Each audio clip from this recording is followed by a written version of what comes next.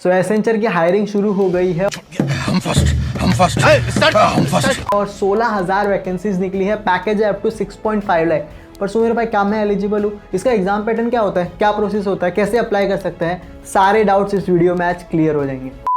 So hey friends, welcome to last moment tuitions. मेरा नाम सुमेर सिंह राजपुरोहित है और आज के वीडियो के टॉपिक का नाम है एसेंचर हायरिंग प्रोसेस एक्सप्लेन। तो एसेंचर की हायरिंग शुरू हो गई है और एसेंचर हायर कर रहा है 16,000 लोगों को जो 2023 पास आउट है। तो अगर आप एक 2023 पास आउट हो तो ये वीडियो आपके लिए, इसको एंड तक जरूर देखना। इस वीडियो में आपको मैं कंप्लीट प्रोसेस बताऊंगा कि किस तरह से एसेंचर की हायरिंग प्रोसेस होती है, एग्जाम डेट क्या है, कौन से पैकेज और कौन से रोल के लिए हायर कर रहा है, साथ में एग्जाम पैटर्न क्या होगी, पहले क्या टेस्ट होगा, उसके बाद क्या होगा, उसके बाद क्या होगा और एचआर राउंड किस तरह से होगा, इसका एलिजिबिलिटी क्राइटेरिया क्या है, वो सारी चीजें एक्सप्लेन कर रहा हूँ। कि सुमेर भाई मेरे को केटी थी, क्या मैं होऊंगा सिलेक्ट? सुमेर भाई यार किसी को तो ड्रॉप है, तब क्या 60% क्राइटेरिया का क्या सीन है? हर चीज इस वीडियो में एक्सप्लेन कर रहा हूँ, तो वीडियो को एंड तक जरूर देखना, आपके लिए बहुत इंपॉर्टेंट वीडियो है।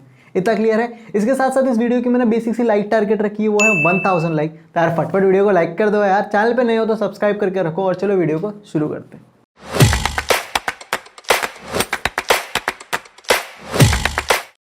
तो सबसे पहले शुरू करते हैं, वो है रोल ऑफर की तरफ से। तो यहाँ पे दो रोल ऑफर कर रहा है एसेंचर। सबसे पहला है वो है एसोसिएट सॉफ्टवेयर इंजीनियर, 4.5 लाख का पैकेज है। दूसरा है सॉफ्टवेयर इंजीनियर जिसका पैकेज है 6.5 लाख। तो एसोसिएट सॉफ्टवेयर इंजीनियर में यहाँ पे आपको बेसिक लेवल पे कोडिंग चाहिए, पर अगर आप 6.5 लाख के पैकेज के लिए जा रहे हो तो यहाँ पे आपको अच्छी खासी कोडिंग आनी चाहिए। इतना क्लियर है? अब आ जाते हैं इसकी एग्जाम डेट पे। तो यहाँ पे अलग अलग कैसे हायरिंग होती है। तो सबसे पहले एसेंचर ऑन कैंपस हायर करता है। ऑन कैंपस हायरिंग मतलब ये आपके कॉलेज में आके हायरिंग करेगा। तो क्या सुमेर भाई मेरे कॉलेज में हायरिंग हो रही है, या आपको अपने कॉलेज के टीपीओ से पूछना पड़ेगा, ट्रेनिंग प्लेसमेंट ऑफिसर, कि सर हमारे यहाँ पे एसेंचर आती है, अगर पिछले साल आई थी तो अभी भी आने के चांसेस है। ये कब होता है? ये होता है अगस्त से अक्टूबर के मंथ में। तो अभी वो पीरियड चल ही रहा है, अभी सितंबर चल रहा है। पर जरूरी नहीं है कि हर कॉलेज में आए। तो क्या मेरे कॉलेज में नहीं आएगी तो मेरा नहीं होगा, ऐसा कुछ नहीं है। ऑफ कैंपस हायरिंग होती है, ऑनलाइन टेस्ट देना होता है। आप कोई भी कॉलेज से हो, हर बंदा इस चीज के लिए अप्लाई कर सकता है और वो भी पीरियड अभी शुरू हो चुका है। तो ऑफ कैंपस हायरिंग होती है सितंबर से दिसंबर तक। और इसका लेकिन सिलेक्शन प्रोसेस क्राइटेरिया होता है। जो पहली ऑफ कैंपस हायरिंग होती है वो सितंबर से दिसंबर होती है। यहाँ पे क्राइटेरिया होता है कि आपके 60% होने चाहिए 10वीं 12वीं और इंजीनियरिंग में। लेकिन एक और ऑफ कैंपस हायरिंग होती है जिसका क्राइटेरिया कोई 60% नहीं होता। ये जनवरी से अप्रैल में होता है, लेकिन 60% क्राइटेरिया वाले में ज़्यादा सिलेक्शन होते हैं और इसमें थोड़े कम सिलेक्शन होते हैं। इतना क्लियर है? एग्जाम डेट जो ये है ना, अभी तो पीरियड चल रहा है। एग्जाम डेट ये लोग 5 से 15 दिन पहले बोलते हैं कि हाँ भैया हम लोग ले रहे एग्जाम, ऑफ कैंपस चालू हो गया, और सीधा 10 दिन के बाद या फिर 15 दिन के बाद ये लोग बोलते टेस्ट ले लेते हैं। तो इसीलिए मैं कह रहा हूँ कि अभी से प्रिपरेशन करना शुरू कर दो। आप अनाउंस होने के लिए रेडी मत हो जाओ कि होंगे और हम तब तैयारी करेंगे। नहीं भैया, ये जो आप तैयारी कर रहे हो ना, ये हर कैंपस के लिए सेम ही होती है। एप्टीट्यूड होता है, कोडिंग होता है, तो ये सारी चीजें हर कैंपस के लिए सेम होती है। तो आपको प्लेसमेंट में बहुत काम आएगा, तो पढ़ाई अभी से शुरू कर दो। अब आते हु कैन अप्लाई। तो सुमेर भाई एलिजिबिलिटी क्राइटेरिया क्या है, क्या मैं अप्लाई कर सकता हूँ? चलो देखते हैं। बेसिक सा एलिजिबिलिटी क्राइटेरिया ये है कि बीई, बीटेक, एमई, एमटेक कोई भी ब्रांच हो आप तो आप अप्लाई कर सकते हो। कोई भी ब्रांच से, इंजीनियरिंग और एमटेक अगर आपने की है कोई भी ब्रांच से तो आप अप्लाई कर सकते हो।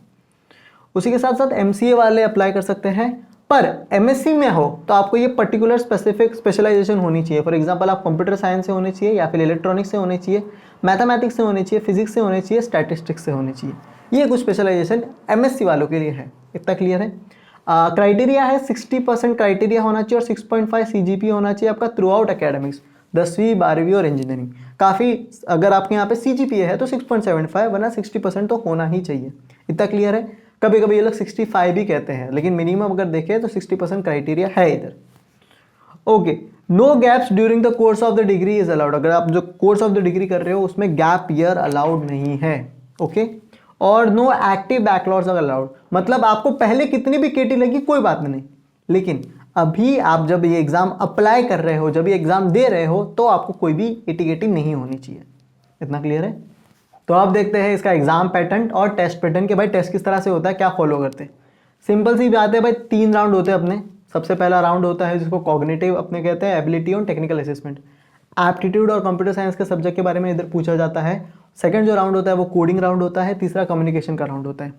पहला जो राउंड होता है वो एलिमिनेशन राउंड होता है। अगर आपने इसको पास किया तो ही आप आगे बढ़ते हो, अगर पास नहीं किया, इसको नहीं अच्छे से क्रैक कर पाए, तो बोलेंगे टाटा नेक्स्ट टाइम।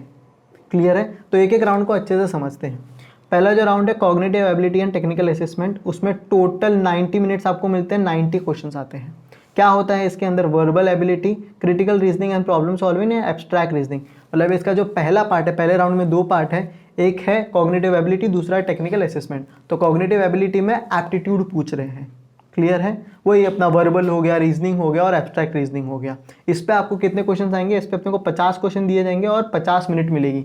1 मिनट में एक सवाल सॉल्व करना है, क्लियर है। तो ट्रिक्स जानना जरूरी है और इसकी प्रैक्टिस बहुत इंपॉर्टेंट है, बिना प्रैक्टिस के अपन फिर स्लो हो जाएंगे, इतना क्लियर है। दूसरा जो है वो अपना आता है टेक्निकल असेसमेंट। तो टेक्निकल असेसमेंट में 3 चीजें पूछते हैं, सूडो कोड पूछते हैं, common applications and MS office पूछते हैं और networking, security and cloud computing पूछते हैं।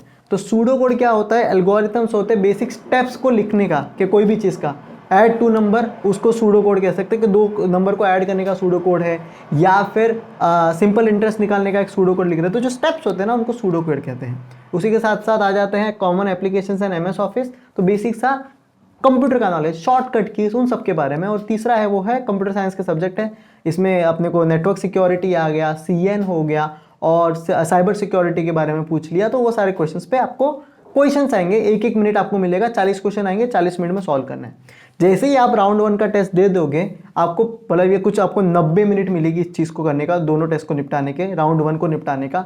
90 मिनट बाद आपको 5 से 10 मिनट में ऑन स्पॉट रिजल्ट दे देगा ये, इसलिए पीसी बंद नहीं करना है। जैसे ही आपका रिजल्ट आ गया आपको बता देंगे, आप आगे बढ़ रहे हो तो सही है, नहीं बढ़ रहे हो तो कोई बात नहीं, नेक्स्ट टाइम ट्राई करेंगे, क्लियर है। फिर आता है कोडिंग सेक्शन। कोडिंग सेक्शन में 2 राउंड होते हैं, मतलब 2 क्वेश्चन आते हैं।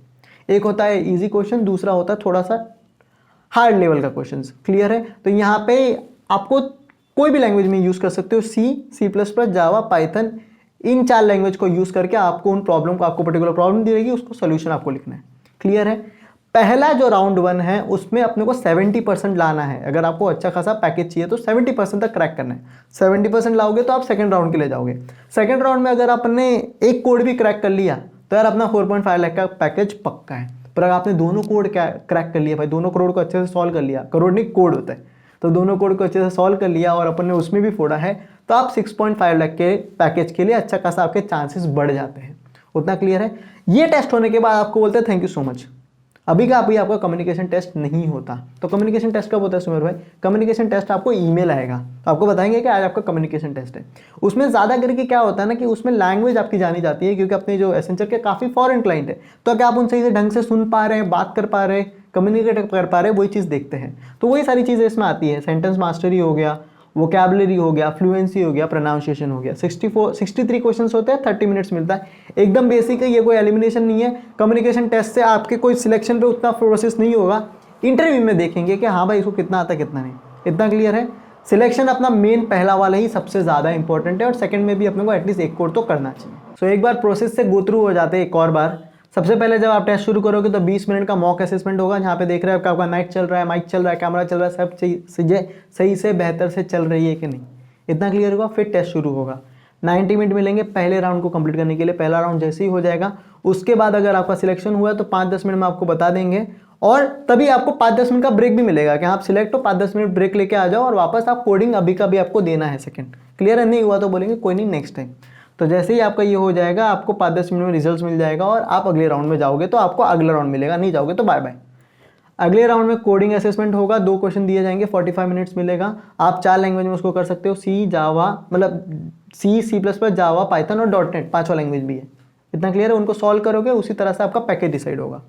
फिर आगे बढ़ते हैं। कम्युनिकेशन मैंने आपको बता दिया, आपको उस दिन नहीं देना है, आपको ईमेल आएगा, उस बेसिस से आप दे दोगे। इतना क्लियर है? फिर आ जाते हैं आगे के राउंड। अभी मैं आपको इसमें एक और चीज़ बताना चाहता हूँ, वो ये है कि देखो भाई कैसा है ना, ये जो ऐसी चीज़ है ना, ये जो आप तैयारी कर रहे हो, ये चाहे आप एप्टीट्यूड की तैयारी कर रहे हो, टेक्निकल तैयारी कर रहे हो, अभी से करना बहुत इंपॉर्टेंट है और इसमें बहुत प्रैक्टिस चाहिए। ये सेम पैटर्न बहुत सारी दूसरी कंपनीज के लिए भी है, लेकिन तैयारी अब से शुरू करनी है। इसके लिए हमने ना पर्टिकुलरली एसेंचर के लिए स्टडी मटेरियल्स बनाए हैं, क्योंकि हम स्पेसिफिक जाते हैं काफ़ी। तो इसमें आपको नोट्स मिल जाएंगे, particular subject wise practice problem मिल जाएंगे, ट्रिक्स और ट्रिप्स सारी चीज़ें मिल जाएगी, और बहुत अफोर्डेबल है। तो उसकी लिंक मैंने नीचे डिस्क्रिप्शन में दी है, तो आप ज़रूर चेकआउट कर सकते हो। इतना क्लियर है? अब आगे बढ़ जाते हैं टेक्निकल इंटरव्यू। तो एक बार भाई आपका हो गया ये सारी चीज़ें, आपको फिर एक ईमेल आएगा कि आपका इंटरव्यू। तो इंटरव्यू अक्सर 2 चीज़ के होते हैं, एक्चुअल में टेक्निकल इंटरव्यू पूछ सकते हैं और एक HR होता है। ये दो होते हैं टेक्निकल, मैंडेटरी नहीं है, ये कभी पूछते हैं कभी नहीं पूछते। अगर पूछ रहे तो है, मतलब ये हमेशा होता है, इसका गारंटी नहीं है, लेकिन एचआर मैंडेटरी है, ये हमेशा होता है। तो टेक्निकल में क्या चीज़ें पूछते हैं और एचआर में क्या चीज़ें पूछते हैं उसको भी कवर कर लेते हैं हम। तो सबसे पहले आ जाते हैं टेक्निकल इंटरव्यू में। यहाँ पे आपने अपने रेज्यूमे में जो भी चीज़ें मेंशन किएगा, मेरे को ये चीज़ें आती है, तो उस चीज़ में आपको पूछा जाएगा। उसके बाद आपके प्रोजेक्ट के रिगार्डिंग आपको पूछेंगे, क्योंकि फाइनल ईयर प्रोजेक्ट बहुत इंपॉर्टेंट होता है भाई। तो अगर आपने खुद का फाइनल ईयर प्रोजेक्ट खुद नहीं बना रहे तो खुद बनाओ भाई, और अपने प्रोजेक्ट के बारे में अच्छा खासा नॉलेज गेन करो।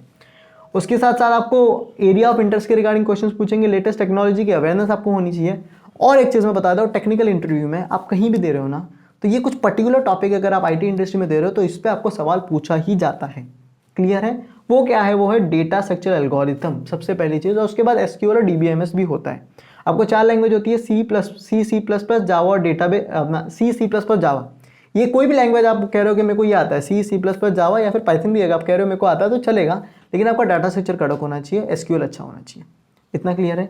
उसी के साथ साथ अगर आप सीएस के स्टूडेंट हो तो, पर अगर आप तो नॉन ब्रांच हो गया, यार मैं तो सीएस का हो ही नहीं, तो उनके लिए क्या है, तो उनको आपको बेसिक्स ऑफ प्रोग्रामिंग आनी चाहिए और आपके कोर ब्रांच के अकॉर्डिंग आपको सवाल पूछे जाएंगे। क्लियर है? एचआर इंटरव्यू में क्या होता है, एचआर इंटरव्यू में प्रैक्टिस करना बहुत जरूरी है। लोग मुंह उठा के चले जाते हैं और फिर वहाँ अटकते कि अरे नहीं भाई, इसको बहुत प्रैक्टिस करनी पड़ती है। पहले इंटरनेट पे जाओ कि यार इन जो एचआर क्वेश्चन है उनके आंसर्स किस तरह से बोले जाते हैं, फिर खुद की स्टोरी उसमें पुट करो। 2-3 बार प्रैक्टिस करके जाओ, दोस्तों के साथ मॉक करो, आईने के सामने करो या फिर खुद का वीडियो बनाओ, लेकिन इसकी जितनी प्रैक्टिस करोगे उतना ज़्यादा आप कॉन्फिडेंट हो पाओगे और इंटरव्यू में आंसर दे पाओगे। वही बेसिक्स है, tell me about yourself, why should we hire you. एक क्वेश्चन है जो आपको जरूर प्रिपेयर करने जानी चाहिए, व्हाई एसेंचर। तो एसेंचर का अच्छा खासा रिसर्च कर लो भाई, क्या क्यों एसेंचर में आपको ज्वाइन करना है, वो अगर आंसर अच्छा होना चाहिए। बस यही था आज का वीडियो, काफ़ी चीज़ें आपको समझ गई, पूरा प्रोसेस समझ गया।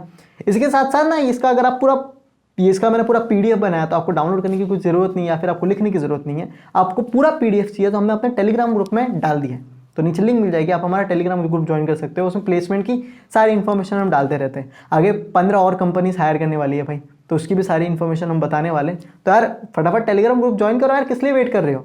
उसके साथ साथ एसेंचर के स्टडी मटेरियल आप चेकआउट कर सकते हो। एक और वीडियो आने वाला है, complete syllabus and study material. क्या सुमेर भाई एसेंचर का सिलेबस क्या है, कितना पढ़ना है, क्या पढ़ना है, क्लियर है, और उसका स्टडी मटेरियल क्या है, तो मैं आपको यूट्यूब चैनल बताऊंगा, वेबसाइट्स बताऊंगा, कहाँ कहाँ से आप इसकी तैयारी कर सकते हो। तो बहुत मजा आने वाला, तो चैनल को सब्सक्राइब करके रखो ताकि आप अगले वीडियो की आपको अपडेट मिल पाए। इतना क्लियर है? तब तक के लिए thank you so much. Like target 1000 है, फटफट पूरा कर दो। Have a nice day and best of luck for your Accenture exams man.